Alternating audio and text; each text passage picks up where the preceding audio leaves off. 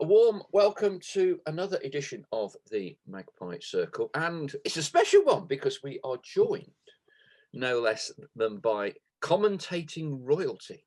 I'm sure all Notts fans tuning in for this will have heard the dulcet tones of Martin Tyler for many, many years, and we're now going to get a little glimpse into his inner sanctum and his association with Woking ahead of the Easter Monday fixture. Martin, we go back a long way. Delighted to have this little chat with you. Thank you so much for joining us. It's great, Paul. We've had some very good times together. You've been a very helpful link between the commentating fraternity and managers who don't always want to talk to the commentating fraternity, and you've been the oil that smoothed the way through. And so it's nice to be able to do a bit of payback and talk to you today. Thank you very much indeed. And I know you'll be off commentating shortly. So let's get started. Easter Monday, Woking versus Notts County.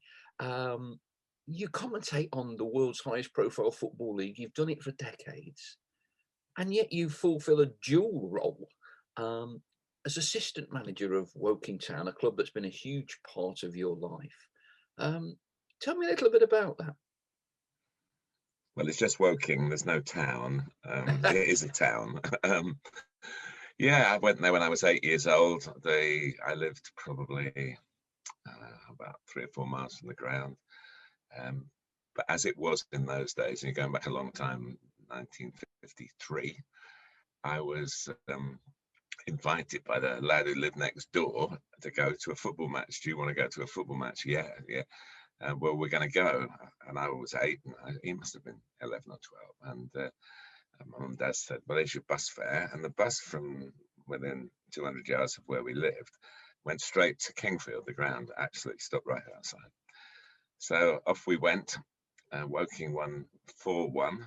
And I suppose I was hooked there and then. And all since, and the club's over 125 years old now, and I think I've worked out that I've been supporting it for half its life, which is a frightening statistic, but I have, and there have been some great times. 1958, 71,000 to the old Wembley Amateur Cup final, beat Ilford 3-0, went to every round, and I often say that I started my commentary career that day because another friend who went, my dad was a shopkeeper, so he could never take me to football. Saturday afternoons, they were always open the shop. But a schoolmate of my dad was an ex-non-league footballer. So as a three, we went. I was his adopted son on a Saturday, a second son. And Woking were 1-0 up at half-time, very much expected to win the final. And very good side. But 1-0 up at half-time. And the second half, Ilford battered Woking. And my friend, Andy Smith, sadly no longer with us, he couldn't look. So I was describing what was going on the field as another scare around the Woking goal happened. And they went 3-0 in the end, the Cardinals, and it was all a happy ending. But for those 15 minutes, it looked as though not only was the trophy going to be taken away, by a team that we should beat. But it had a happy ending. And one of the big thrills of the last few years being involved in the football club, actually, as a member of the management staff, has been catching up with some of the old players and reliving those old tales, much to the detriment of my relationship with my current colleagues who think I'm an old, well, I can't use the word on the air, but an old git, shall we say. Why are you living in the past? The past was great. And the Woking Football Club played a huge part in the football world that more people know that I've occupied since then, because my love for football taught me a lot about winning, which was a great team that they had in the 50s, and it all went very quickly. And then Woking were bottom of the pile. There was no promotion or relegation then, but they finished bottom of the old Isthmian League a couple of times, I think, and could never win. So I had to see the other side of it, and it was a good lesson in life, to be honest with you, Paul. Has your association with Woking kind of kept you grounded? I mean, you've lived a wonderful life, and you must have achieved so many things, more than you could possibly have hoped for in professional football. I must admit, I've never met a Woking fan before. It's a bit like that with me with Notts County. I was, Nottingham, you're from Nottingham, you must be a Forest fan, But not when you're my age, you know all about Notts County and all the history. And when you're my profession, you know all about Notts County. And this is a true story. The day Woking got promoted under us to the National League National from the National League South. I couldn't get. We did it through the playoffs, and I went to the semi-final. We finished second, so we got exempt to the semi-final. Of course, we're at home. We were 2-0 down at home to Wealdstone with 12 minutes to go, and won 3-2 in normal time, which was one of the great thrills as a coach and as obviously as a supporter as well. And so we got to the final against Welling, and unfortunately, not unfortunately, because I would, if I had the choice, I would have gone where I was sent, which is to see Manchester City play the last league game at Brighton, and actually win the league, which was obviously, they were favourites to do that, but they still had to do it, and they went a goal down actually. And then I didn't know that the kickoffs were exactly the same, so I didn't know. And I always say to people whenever I'm commentating and Woking playing, I don't want to know. Don't tell me anything until afterwards, because it will impact my mindset, and I'm here to do a professional job, and I love my job. And by the way, there's no choice ever. If I'm not commentating, I go with Woking. But if I'm asked to do a commentary, and this season have been stacks of commentaries because of obviously the pandemic and all the extra live football, so I've missed a good number of games. I will miss the game on Easter Monday against Notts County. Anyway, the final whistle goes, and Gary Neville, who's a good friend as well as a brilliant co-commentator, put his phone on, and he just shoved the phone across to me, and it said, "Woking are promoted!" Exclamation mark, exclamation mark, on the club website. And my first comment was, "My goodness, we're playing Notts County next season. We are playing Notts County," and that was my, if you like, picture of what the level was that I was going up to. And obviously, I know Notts County being in the top division of English football, and I'm sorry to revisit sad times, because obviously the club is trying to get its back up to where it belongs. But that was my reaction, that I was going to coach against Notts County, and it was that was the first thing I thought of on the day when I actually heard the result from Kingwood. Then I got in the car, drove back from Brighton to Woking, it's not that far, and we had one heck of a party that night. You mentioned Notts there. I'm going to take you right back now to some of your very early commentary days, because although you're now synonymous with Sky, I remember a time growing up in Nottingham as a Notts fan, when you were kind of the voice of Yorkshire television football commentary. And in those days, there were the regional television stations, and they used to do regional football matches. Again, true story. So I'm a young lad, not because they were in the Midlands region. Very rarely on with all the West Midlands clubs, the East Midlands clubs, so many: Derby, Forest, Leicester, Wolves, Birmingham, Aston Villa, Coventry. So they were never on. But they would go on, obviously when they played away, there was a better chance. And so like when you went to East Anglia, and Jerry Harrison, good friend of ours, they alternated between Norwich and Ipswich, and for some weird reason, Luton used to be in the Anglia region. And obviously you were on the Yorkshire patch, so we would have the Sheffield clubs, Leeds, and quite a few others. 16 clubs, Paul, we had. 16? We had 16 clubs, including a half share in Middlesbrough with Tyne Tees. Middlesbrough were very good. I was at Yorkshire Television from 1976 to 1981. 5 amazing years in which I really got an apprenticeship, to be honest, in the craft of football commentary. Looked after extraordinarily well by all the football people and by the television people who took a chance on me, really. I was not a very good non-league footballer who had stayed playing till I was 27, and then on the say-so of everybody close to me saying, "You've got to get a job, you've got to do something with your life." Anyway, I won't bore the listeners with the story of how I got from being a non-league footballer to being Yorkshire television commentator, but it happened pretty quickly.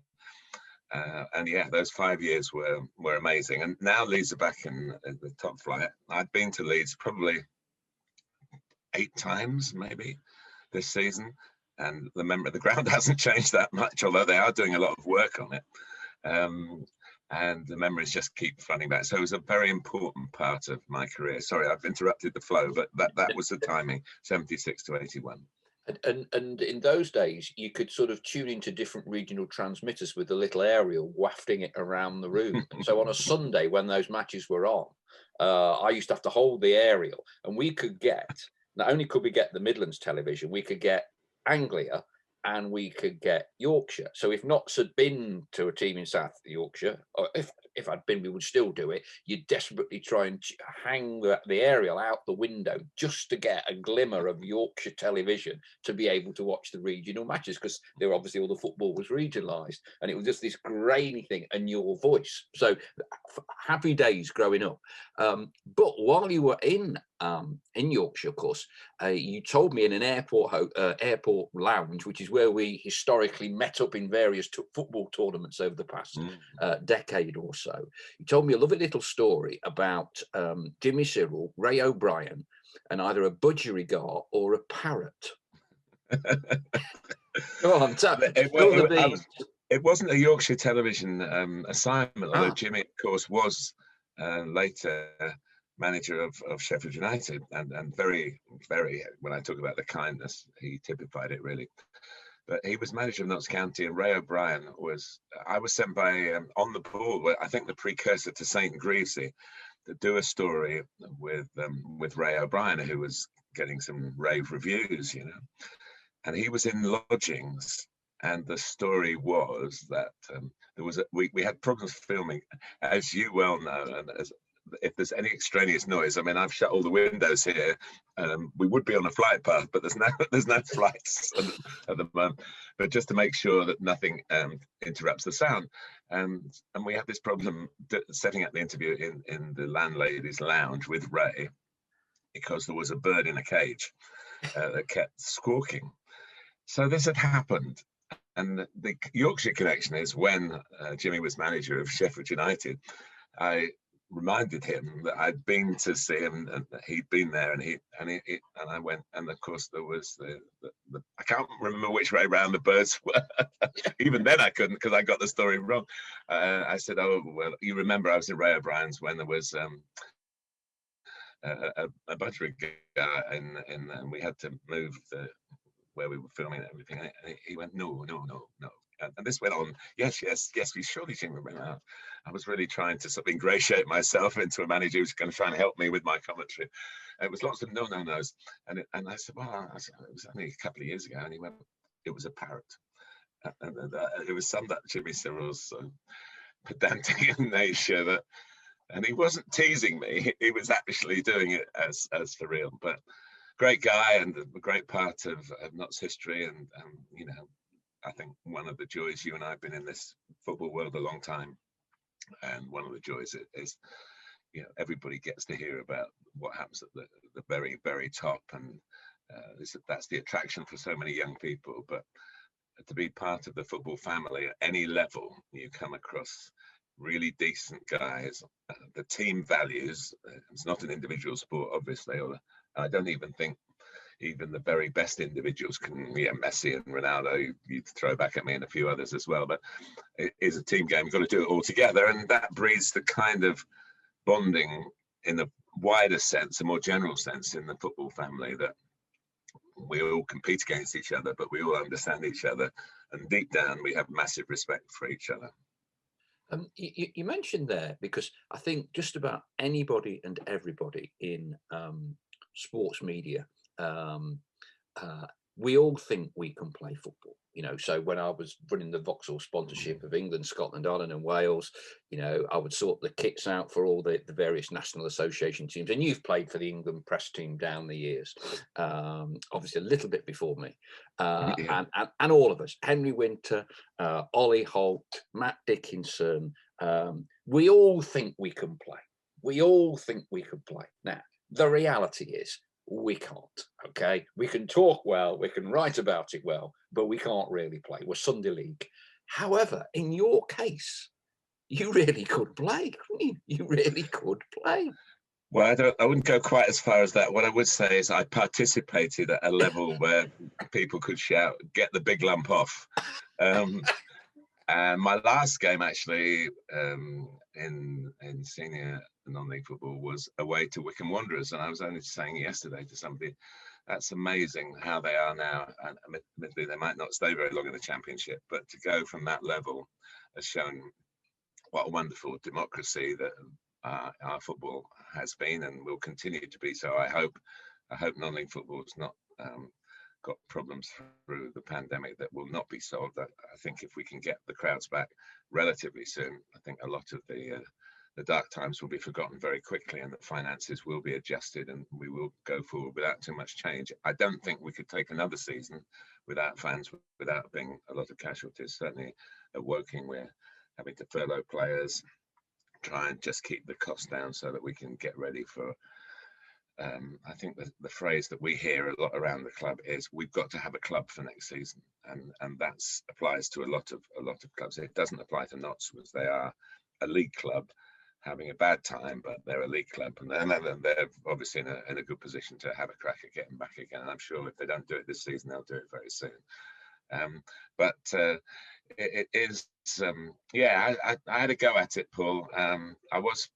Yeah, I've learned things since that I could have been better. I didn't know much about diet and hydration and stuff. I just basically trained hard, tried to play, and I played against some very good players. They would never turn around and say they played against a very good player in me, but I've been through it in the sense of being in the dressing rooms, being coached by people like George Cohen, who won the World Cup. When I was playing, and it was only a short period, but it's a nice thing to have on your CV.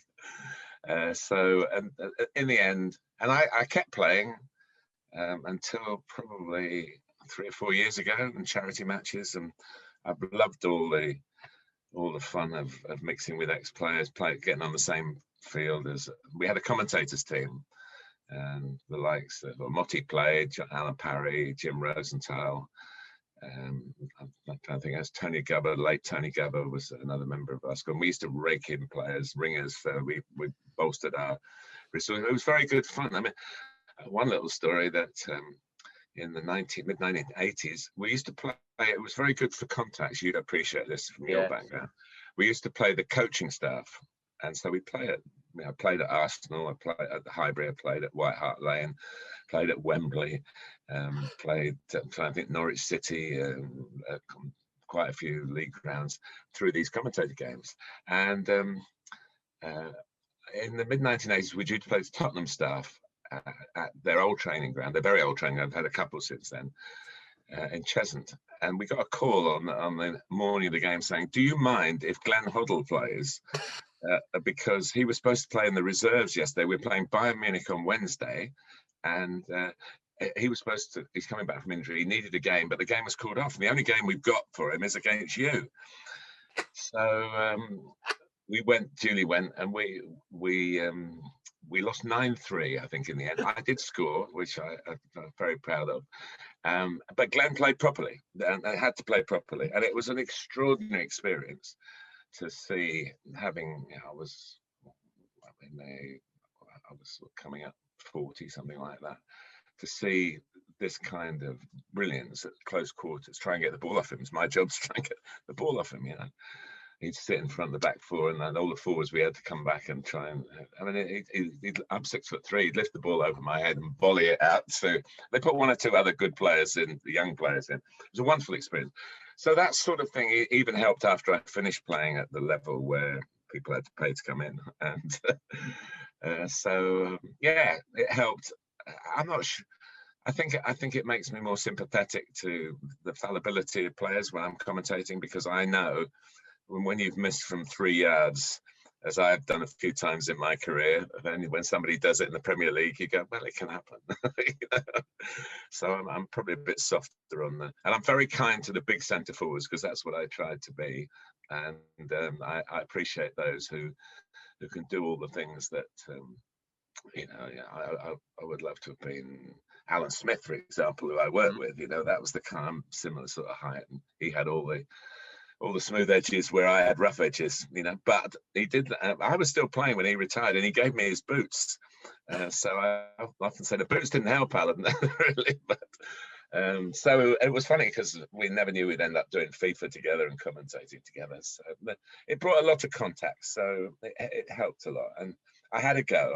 I look back on it now and think, yeah, I could have done this and I could have done that. And when I got the chance to go into television, I'd just done pre-season at a club called Corinthian Casuals. Yeah. And the manager was a guy called Mickey Stewart, who was famous for being England's cricket manager, but he was an ex-professional footballer. Alex Stewart, more recent England cricketer with fun. So I got this chance to go into television, which meant stopping playing on Saturday. It was August, and we'd done pre-season, and we were about 2 weeks away from starting, I think. And I had to go and say to him, look, boss, I've got a job and I can't play. And I always say, and I still see him, he's in his 80s, he lives about 3 miles away from me. And I would say, if you'd have said, look, we need you for Saturday, I wouldn't have taken the job in television. But he said, good luck, son. And that was the end of it. And I walked off, put my bag, I probably trained that night, packed my bag, went home and went into television. And as I say, he obviously didn't rate me very highly. So he did me a real favour, as it turned out. It's interesting how we get into routines and things that we love doing, and for a career, somewhere along the way you have to make a decision.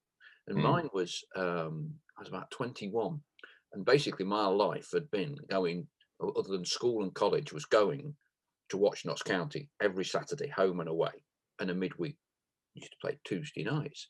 And obviously I'd seen Notts go from Division 4 under Jimmy Sirrel into the top flight with kind of Howard Wilkinson masterminding. So it had been fantastic. And then when I got a job, well, my first job on a weekly paper was the Retford Times, home of Derek Randall. And that was only kind of a Monday to Friday because it was a once a week newspaper. So I was still fine to go and watch Notts. Then I got a job on the Peterborough Evening Telegraph, just on their sports desk, so a promotion. And after 2 months, the Peterborough United job came up. It was when John Weil was manager.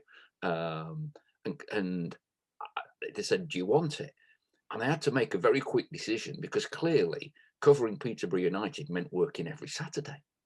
And that meant stopping going to watch Notts, which is all I had done on a weekend every Saturday since I was about 4 years old. And to be honest, it didn't take too much because I thought, if I'm going to be a journalist, I've got to do this. I can't keep going to watch Notts all my life. And so at 21, you kind of cut that umbilical cord. And then I suppose like you try and find ways back in, don't you, to maintain those links. But interesting you say that.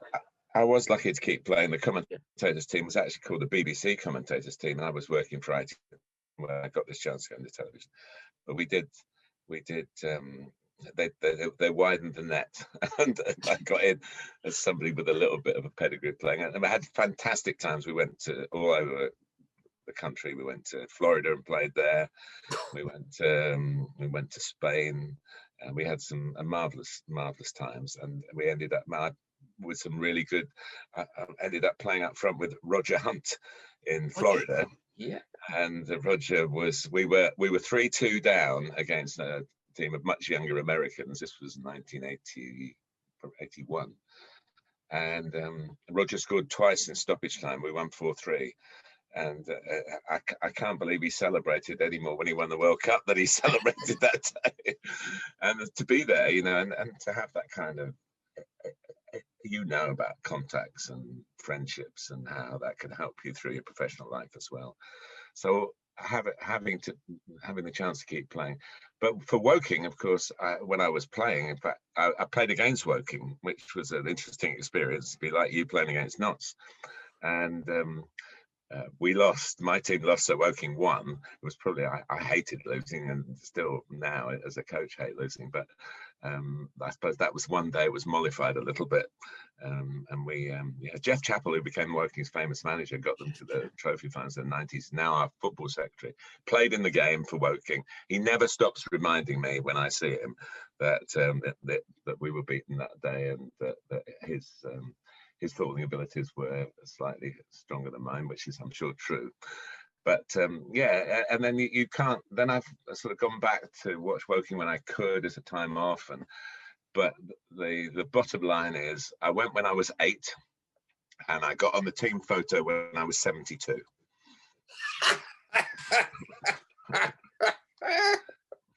It took a while, Paul. It took a while, but what a brilliant story. Yeah. So you've gone from being a fan, so you now sit in the dugout when you're not commentating. So the manager, Alan Dowson, would be the link. Just explain to us how you end up being an assistant manager at the club you love while still fulfilling your role with Sky. It had nothing to do with me. Alan Dowson was the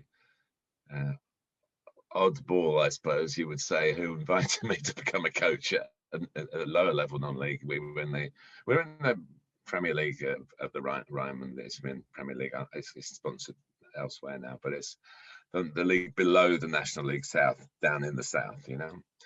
And he asked me to help him out because he was a young player manager. In fact, he didn't play. He stopped playing at the beginning of the season, and I was just, and I still am, just an oily rag, really. Everybody in football will know that you just probably need somebody to watch your back, really, and that's what I've done to Alan.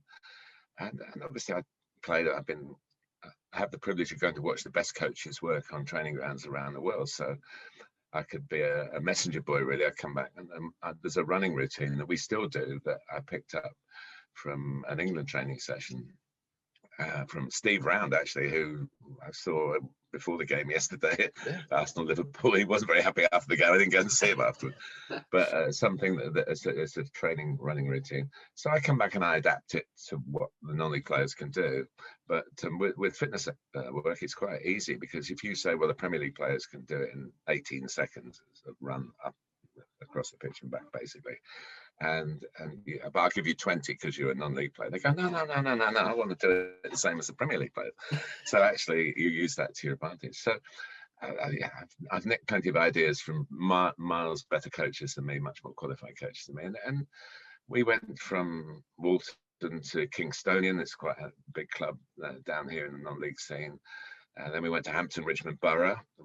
We had a great stroke of fortune. We got a player called Jamal Lowe, who's now playing for Swansea and just been capped by Jamaica, actually. He played for the England C team. He's born in England, but he played for the England C team when we had him, and he scored 40 goals in 60 games in a calendar year and got out into the National League South, which was really a great thrill for us.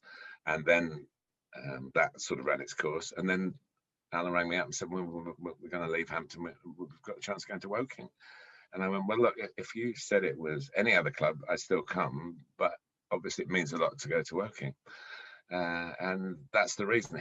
I had no part in the decision-making at all. And if he says we're leaving Woking and going somewhere else, if he wants me to go, I'll still go. And that's the kind of relationship it is. But it is quite nice to be in the Woking dressing room thinking, gosh, this is where the dressing room's not quite the same as it was when I was playing or when I was going as a schoolboy, but the ground looks quite similar from certain angles. And yeah, it's say it's a dream come true. It's a bit odd, really, because I never dreamt it. But it has come true. And yeah, we're not, we're caught up in like many non-league clubs in the difficulties of the moment. I promise you, we'll give Notts a game. But we're not having the best of times, or your Notts supporters will look at the league table. We did pretty well at Meadow Lane and lost to a late goal, and that's been the story of our season, to be honest. Same happened at Torquay on Friday. Same happened the previous Saturday at Hereford when we were in the semi-final of the trophy. We're just trying to, not just to get through the season, because that would say, oh, we're just turning up. We're not doing that. We're trying to win every game, but like a lot of people in football, we can't wait for this season to finish, to be honest with you. I'm going to take you back to a game that you might not have too many fond memories. Last season, midweek, Notts County came along. It was probably as well as we played for most of the season. We were about in about 25 minutes. It was unbelievable. Yeah, and remember what I'd said 6 months earlier about we're playing Notts County, so it was a thrill to be part of it. Neil Ardley, I obviously known very well from his playing days covering the Premier League when he played for Wimbledon, and it was good to see him. There was an astonishing first goal, wasn't there? A 20-yarder that flew into the top corner, and yeah, I remember we said at half-time, look, if we get the next goal, this is quite an even game, really. I think it might have been 2-0 at half-time. And we didn't, and Notts ran out worthy winners. the two games at Meadow Lane have been 1-1 and 1-0, I think, haven't they? 1-0 to you. So no, we'll see. It's a difficult league, I think. There are a lot of very tight games. Our games have all been the same. We've either, in the last 2 months, we've either lost 1-0, won 1-0, drawn 0-0, drawn 1-1. They've all been like that. You could really just put them on top of each other, and they would fit in exactly the same box, you know. So we'll see. We've got a lot of young players now because of the furloughing. It's a great opportunity for them. We got to the third round of the Youth Cup, played Brighton. So it was a big thrill for the under 18s, and some of those will be in the squad on Monday. They were in the squad at Torquay. It's a very well-run club, Woking, and when you go to the ground, it's an impressive setup. And I think we kind of all think Woking are full-time, but you're not, are you? It's kind of a bit of a hybrid model, and you train, what, 2 times a week, 3 times a week? No, it's been officially part-time since we went part-time when we went there. The club had been full-time before, but they got relegated from the National League. And I spent quite a lot of time helping a bit. Well, I had sort of helped the totally unofficial capacity. Was a mate of Glenn Cockerell, who was a very good Woking manager, and he took them into full-time football and kept them in the National League. And really, with the wisdom of hindsight, did a fantastic job. But like a lot of managers, wasn't always appreciated at the time. So we've had a little bit of full-timeness in that we can train in the mornings at the moment because the players are all they're either off work or it's more flexibility. It's helped a little bit, but we haven't done it for very long.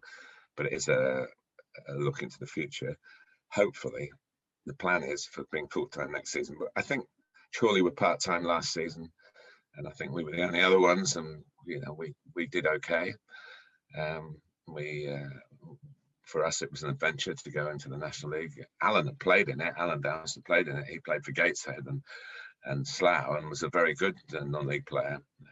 And so he had experience of the logistics of it, if you like. And I mentioned Jeff Chappell, who managed Woking in the National League before, who was our football secretary. So there is a good background there of how to get around the country, even that kind of stuff, you know.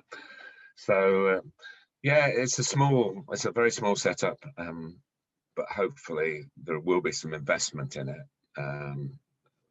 There's a deal that's going through with an American owner who I've met and who certainly came across very well. We had one meeting with him because he would be here now, but obviously with the pandemic, it's been impossible. He must be on doing what we're doing now, the Zoom calls probably for 14 hours a day, every day of the week. But so we'll see, you know, in football. But whatever happens, I'll still be a Woking fan. If Das goes somewhere else, I'll go with him. It's the two things are sort of only oddly connected. It's not as a lot of people thought. Oh, I twisted his arm to take the job or anything like that. But I promise you, I didn't. But it was quite a special day, and we got promotion. We played Watford in the FA Cup, which is where my two worlds did collide. Yes, I remember there was a few features on you for that one. Yeah. So, but mostly it's very separate, Paul, from what I do, and you know, I love commentating. I'm much better at it than I am at being a football coach. But you know, enthusiasm is a great quality, and it doesn't dim with age. Certainly not in my aging frame, anyway. It's still, you know, I put the boots on, as you say, put the tracksuit on, and I still regard it as a very lucky person to be my age and still being able to go out there and shout "run" to the players, and they do run, believe it or not. So it's you know, Matt Jarvis is one of our players, played for England. So you know, it's a very it is a small world, but I really do try to keep it separate. I think I had to ask guys permission right at the start. I think they thought I'd be going. That was when we were at Walton, and I think my boss would think, oh, well, you know, Man United have only put 3 in the wall there. At Walton, we put 4 in. You think that they thought that overlap would happen. Where it has helped, I think, is you know, we make substitutions, we pick teams, and it gives you a sharper awareness of maybe game what's going on in the game. So sometimes you can foretell a little bit more than perhaps if before I got involved in this side of it. You can think what the manager's going to do next, even at the top level. There is a certain logic to it. And I remember Howard Wilkinson, obviously you mentioned him in connection with Notts County. I did a program called The Boss when Sky first started, and he said, I'll do it for you, but I think you're going to take the mystery out of management. And what I have discovered is there's no mystery. There is, it's hard work. It's hard work and love of football.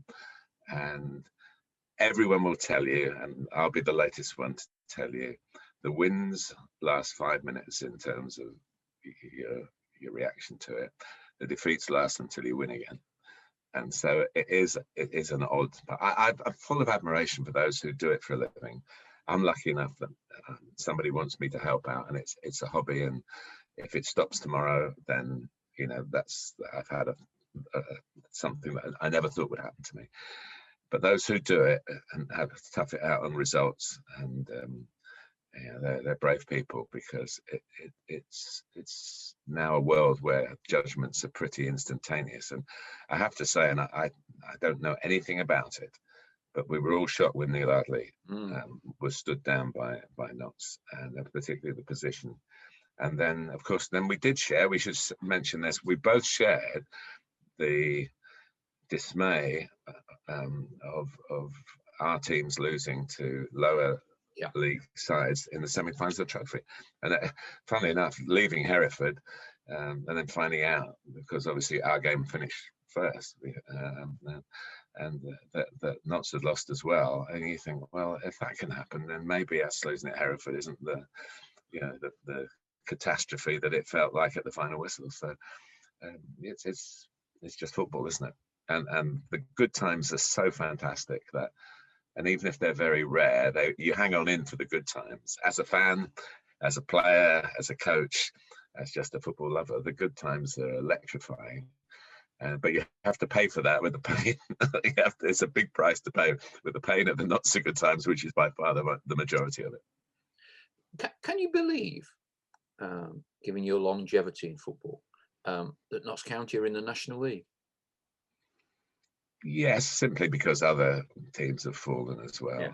And I'm very proud of the pyramid as a football lover. Yeah, I think it's something that we've got over any other nation in the world. And I just hope it does survive. And our league, obviously, it's difficult. Dover have made their stance.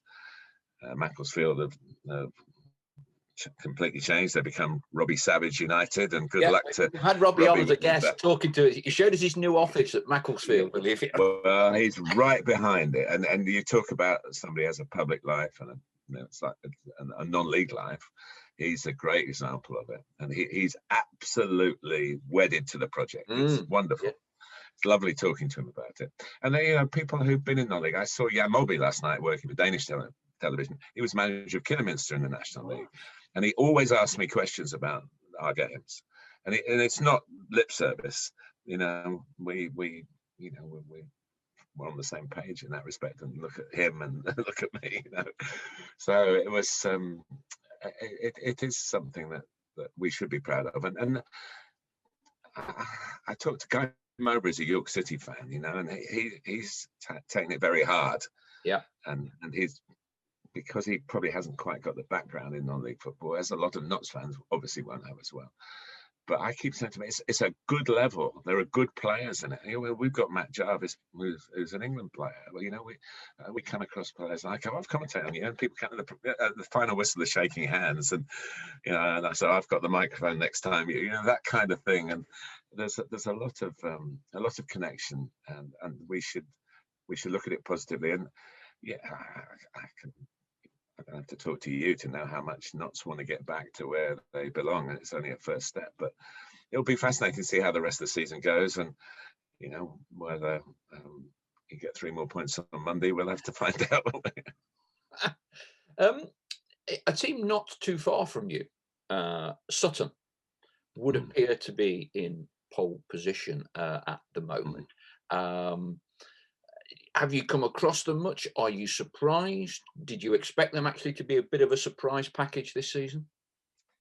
Well, we lost 1-0 at home to them for the worst penalty decision ever, which has been apologised for by the referee involved, to be fair to everybody, and we accepted the apology. It didn't come up on the night, but it did come later, and I said, well, that's it, draw a line under it. And then we knocked them out of the trophy. We played on the artificial pitch and deservedly knocked them out. They're a team, if they get the first goal against you, they're very hard to break down, and also they have a great togetherness. The management is pretty old school, really. They're on it, but in a fair and firm way. Jason Goodliff worked at Woking for a little while, so we know him very well, and they've done extremely well. I'm not a big fan of the artificial surface, not because it causes too many problems. It's just you don't get to play on it. We play on it twice a year, and they play on it 23 times a year. So it's an advantage. And you do notice that a lot of the teams with the artificial pitches in non-league football do get promotion. But of course, if they get promoted, then unless the laws are changed, they'll have to do what Harrogate had to do. And the pitches are getting better. I was very anti them, but we won at Bromley in the trophy on a plastic pitch, and we won at Sutton in the trophy. Our players, or younger players, are more used to it because that's what they've grown up with.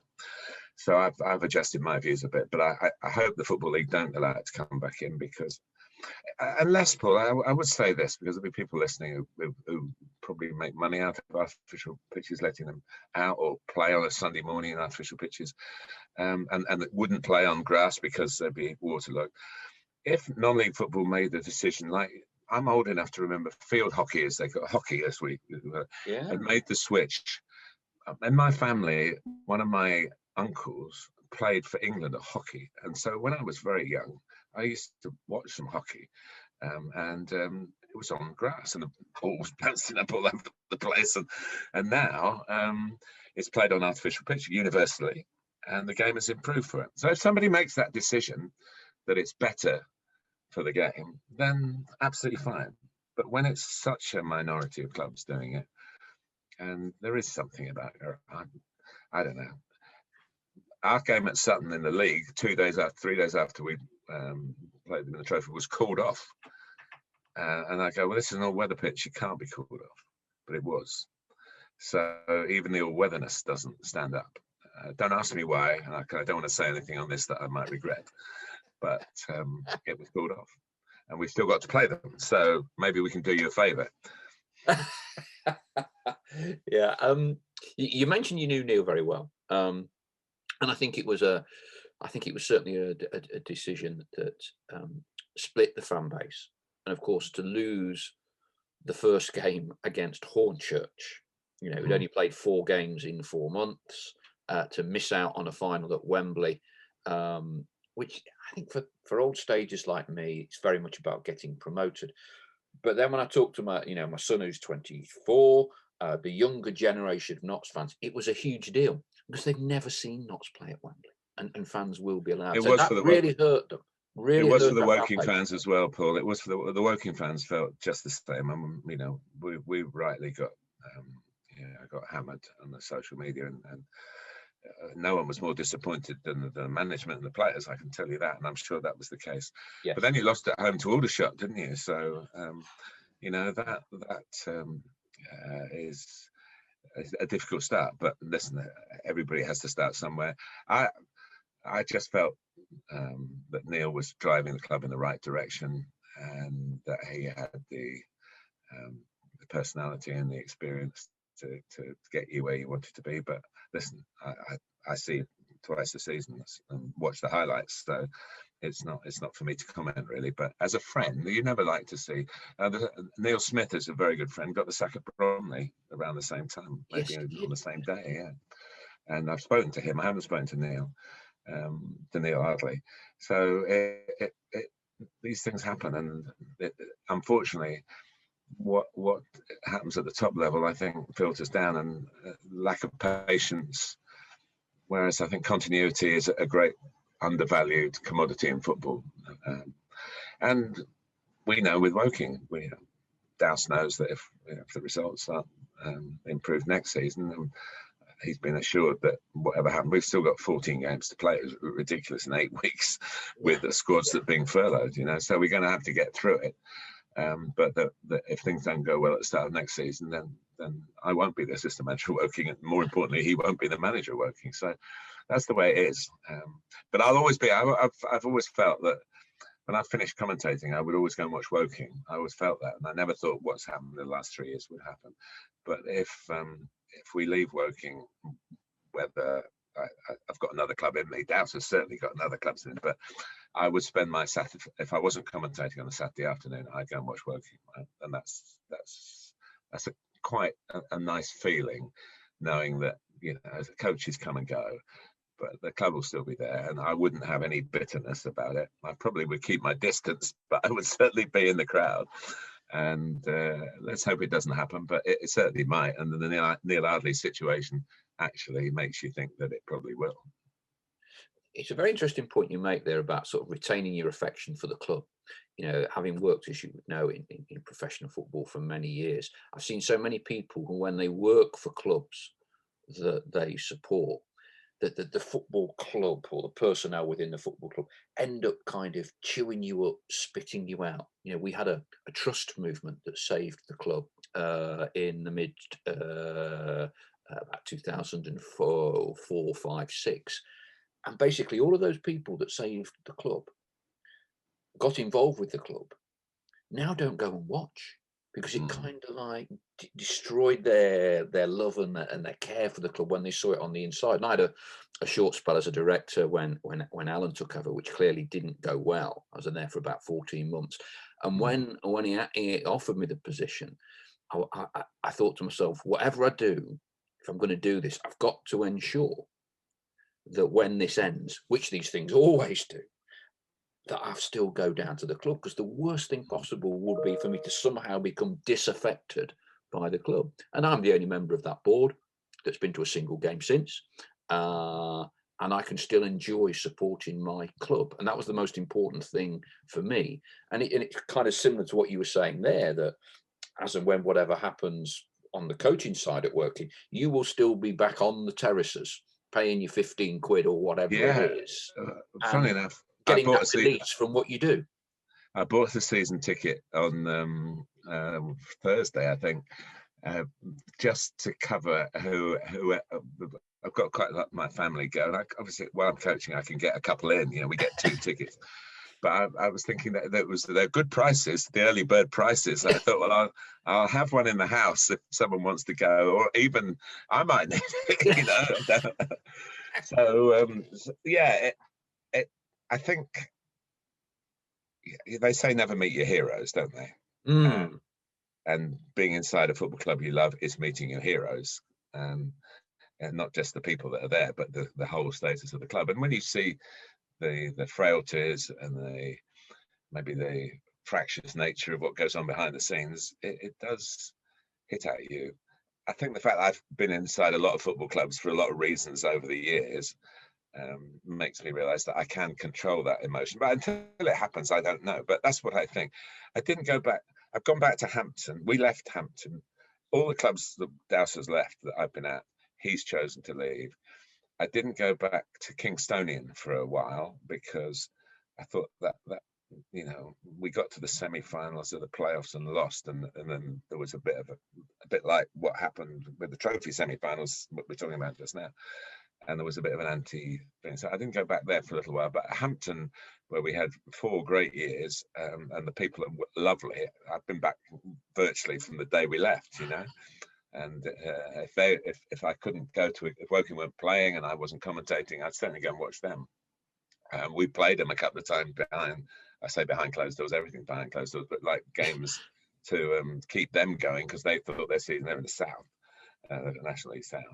So we're very close to them. So, you know, I guess it just depends. But my history, it goes so deep with Woking. I mean, I've got a program set from my years as a supporter, 1953 up to 1968, when I started to play games. I thought I better not feel myself as a supporter then.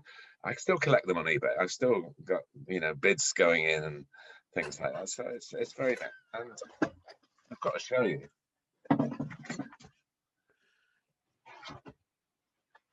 There is the team photo, you know. Is it okay? I've got it. Brilliant. Yeah. So from my 1953 programs to this is a journey that's not going to destroy my love of Woking if I get the sack. Right. We're kindred spirits. Me, we're not County. We are. Woking. I'm going to show you something now. Hang on. Hang on.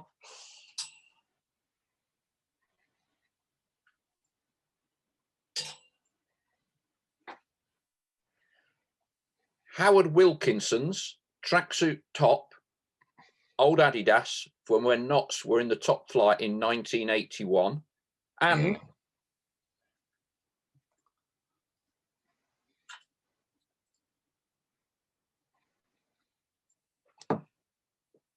Jimmy Sirrel's training top from the mid-70s. JS. Yeah, fantastic. And I can see the Mace Sports sponsorship on the shirt behind you as well. So you've done a lot. You've done more than me. You need to be manager, I think. That's all. Oh dear! We've already dropped out the league, but yeah, I mean, we would still be considerably worse off. Martin, I've loved talking to you, and it's really great that you have retained such an infectious enthusiasm as well. I mean, I remember when we were at the FSA Awards, we were doing the FSA Awards. I think one of my staff rang you because we knew you'd won Commentator of the Year, but we couldn't kind of tell you. And we could sort of only kind of say you were on the short list. And I think it was Hannah from my company would have rung you up and was tasked with getting you there. And she comes back on the phone to you. She said, well, yeah, I think he's going to come. He's training somewhere. He's doing training from 7 till 8, but he's going to rush over into central London. I said, he's definitely coming. He said, yes, yes. And I thought that was brilliant. That was brilliant. I don't know where you would have been training then, but that would have been about 10 years ago. Yes. It was probably Kingstonian or something like that. 10 years ago, it would have been Kingstonian. But no, listen, we're blessed. And I think you feel cursed sometimes as a football fan, and there'll be people listening to this saying, oh, not to give me more pain than gain, you know, but that's not true. No. Because you're part of something that will be there long after we've gone. Yes. But you've contributed as an individual to its life because you made some financial contribution, buying your tickets, just sharing the love, talking about it, even talking now about our two clubs, you know, whatever happens tomorrow afternoon, it is going to be that you and I will still talk. We'll still share all this, and the football is great while it's on, but the life it brings is there every minute of the day, and it brings values that I'm proud to say that I've had a football life really, and I'm 75 now, and I can't even remember my life before I was taken to Woking as an 8-year-old. I don't suppose many people could at my age, but it's always been football, and it's given me so much joy, and it's given me a livelihood, of course, as well, which we haven't really talked about that. I'm so grateful to ITV, who taught me my trade. I was at ITV when we first met, and obviously Sky for 30 years now have been amazing supporters of what I try to do. And as I say to people who don't know me and ask me what I do, I shout goal for a living, and that's a great privilege because a goal is a wonderful experience. And yeah, see, I remember the Notts County goal against us because it was such a great goal, that first goal. And it's the hardest thing in football. I've had to do a bit of talking about Sergio Aguero recently because obviously I'm very fortunately linked with that game in 2012, and it is the hardest thing to score a goal, and he made it look ridiculously easy. It still does, and we're looking at people who want to score goals. We want them to score goals for our team, you know, and it's such something you can't predict. You never know. People say, how don't you get bored with doing the same thing? I've been doing commentary since 1974. So you never know. You never know. We don't. Not through Woking be Notts as it officially is. We don't know. We've got some idea. We've got some context to it, but all the elements that can be so different on the day in those 90 minutes, refereeing decision, a player getting a red card, a brilliant free kick, a brilliant goal like not scored at Kingfield last season. It's just so, and then you move on to the next one. And coming back from Torquay, long journey back on Friday, lost in the 83rd minute. Well, it's another game. It happens to be this one that's brought us together, Paul, and it's been a real pleasure talking to you. Martin, what a wonderful note to end on. Thank you very, very much indeed. All the very best with the commentating and with Woking. We'll have to agree on an honourable draw or something tomorrow. Shame I can't come there. Loved walking through the park from the railway station when we came for that midweek game. Lovely setting at Woking. Martin, thank you so much indeed for your time. Cheers, Paul.